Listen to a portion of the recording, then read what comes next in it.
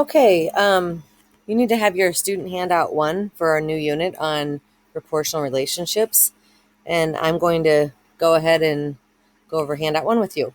So we start out with ratios and rates, and this should be a review from 6th grade. So a ratio is basically a comparison of two numbers. So, we might have said there's 6 boys to 5 girls. Okay, it could be written 3 different ways. So you would write it, let's see here.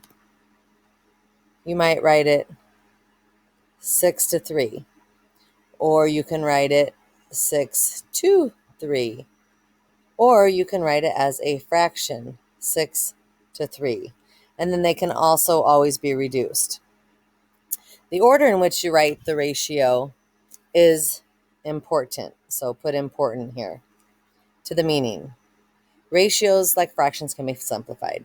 So if we were going to say 2 girls to 3 boys, you'd want to make sure the 2 comes first. That's why it's important.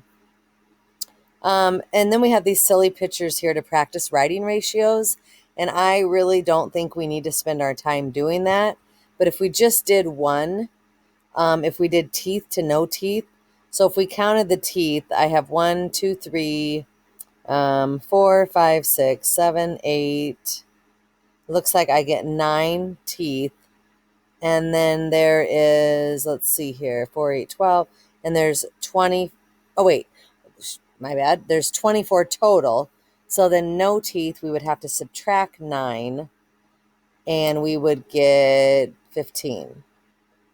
So it'd be 9 to 15. And then, of course, that can be reduced. Divide them both by, I did not do something right. Yeah, 9 to 15. And then we could divide them both by 3, and we get 3 to 5. That would be the simplified version. The ones you really need to be careful on are the total ones. So like if you had tongue to total, you would count the numbers with their tongues out, and then you would make sure you did the total. So some new learning maybe, and you should have still heard about rates. That is a specific comparison of two quantities. So again, we put the word comparison here. With different units. So in other words, they have 2 different labels, like miles per hour. What else do we have here? You can go ahead and write your own if you think about it. Miles per gallon. And sometimes you just see that slash there. That would be miles per gallon. Let's see here. Meters per second. So meters, she ran this many meters per second. Okay, a common one that we use a lot as adults would be like dollars. Whoops. Dollars per ounce. So like or dollars per pound. If I'm at the grocery store and I want to know like which cereal box is the cheapest, I'm going to divide the price of the box by the number of ounces to see how much it is per ounce. So that's a special kind of ratio. So our first problem says Hunter jogs 4 miles in 30 minutes. And to me, when you see those words, you know it's a rate, 4 miles in 30 minutes. Whoops, I don't know what I did there. Okay, let's go back up here. 4 miles in 30 minutes, right here. So I'm going to write 4 miles in 30 minutes. And it helps to label them so you can keep track of what the numbers mean. And then Ryan jogged 7 miles in 48 minutes. So what is each person's rate of speed? So go ahead and pause if you want to think about it, how you would solve this. So you would do just like it looks. You would divide 4 divided by 30. And the good news is on this unit, you get to use your calculator. So when you do that division, it ends up being 1.3 repeating for Hunter. And then Ryan, when you do 7 divided by 48, remember it's top divided by bottom, you end up getting 0.146. So when you talk about who's running faster, remember this is miles per minute. So he is actually running more miles, not very much more, but he's running more miles per minute because 0.14 is more than 0.13. So he is jogging the fastest. Okay, so like I said before, the unit rate can help us determine the better buy for our money. So I'm going to write unit rate here, and that's a term you'll hear a lot. Unit rate. That means per one. So it might be good to write that per one. So on anything, the unit rate for the bag of oranges, it'd be per one orange. The unit rate for a bottle of perfume, it would be per ounce, per 1 ounce. So if you go to the store and they advertise a 12-pack of Orange Crush for $3, or a 6-pack is priced at $1.75, and you want to know which is the better buy, it might not mean much to you now, but as you get older, every little penny counts. So what you do is you put, I always say, the money in the box. So you have $3 divided by 12. And so in the calculator, remember, the one in the box goes first. Or you would have $3 divided by 12. The money goes first.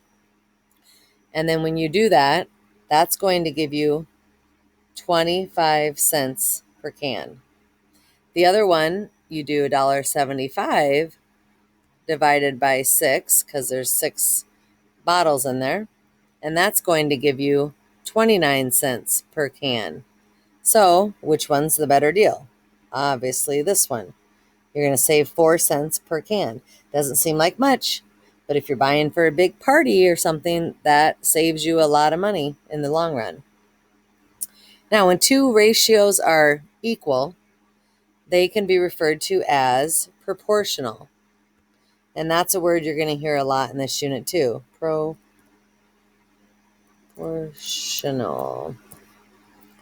So, for example, well, if I go back to this, if we say like 3 girls to 6 boys, then 1 girl for 2 boys would be proportional. You divide each by 3.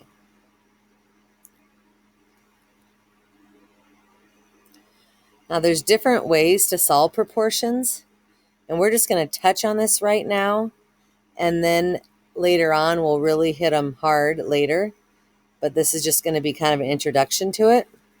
So it says a small university enrolls in-state and out-of-state students. The number of students enrolled in their most recent freshman class was 243. The school reported that it enrolled 7 in-state students for every 2 out-of-state. So right there, I write 7 in-state for every 2 out-of-state. And let's see here. What else do we know? The number of students enrolled total was 243. So they want to know how many of each type was enrolled. So there's different ways you can go at this. The way I do it is I set up a proportion. So for the in-state, we know that we have 7 out of 9. Would be in-state. So 7 is the in-state, 9 is the total. We got the 9 by adding these 2 up.